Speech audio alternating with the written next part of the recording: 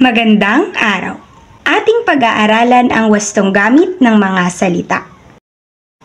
Ano nga ba ang pagkakaiba ng hagdan sa hagdanan? Ang hagdan ay ang baitang na inaakyatan at binababaan sa isang gusali o sa isang bahay.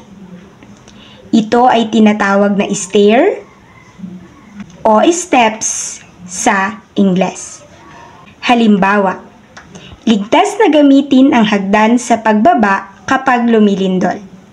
Ano naman ang hagdanan? Ang hagdanan ay ang bahagi ng gusali na kinalalagyan ng hagdan. Ito ay tinatawag nating stairway o staircase sa Ingles. Halimbawa, matibay ang hagdanan sa kanilang bahay kaya hindi gumuho ang hagdan nang matapos ang lindol. Tayo namang dumako sa wastong gamit ng pinto at pintuan.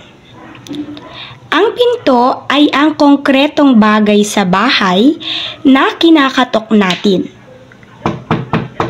Ito rin ang bagay na ating binubuksan at isinasara. Ito ay tinatawag na door sa Ingles. Halimbawa, isara mo ang pinto kapag ikaw ay lalabas. Samantalang, ang pintuan naman ay ang puwang sa dingding, lagusan o espasyong dinaraanan kung saan naroroon ang pinto. Ito ay tinatawag na doorway sa Ingles. Halimbawa, huwag mong harangan ang pintuan sapagkat marami ang dumaraan. Naunawaan ba ang wastong gamit ng hagdan at hagdanan at pinto at pintuan? Muli, maraming salamat sa inyong pakikinig at panonood.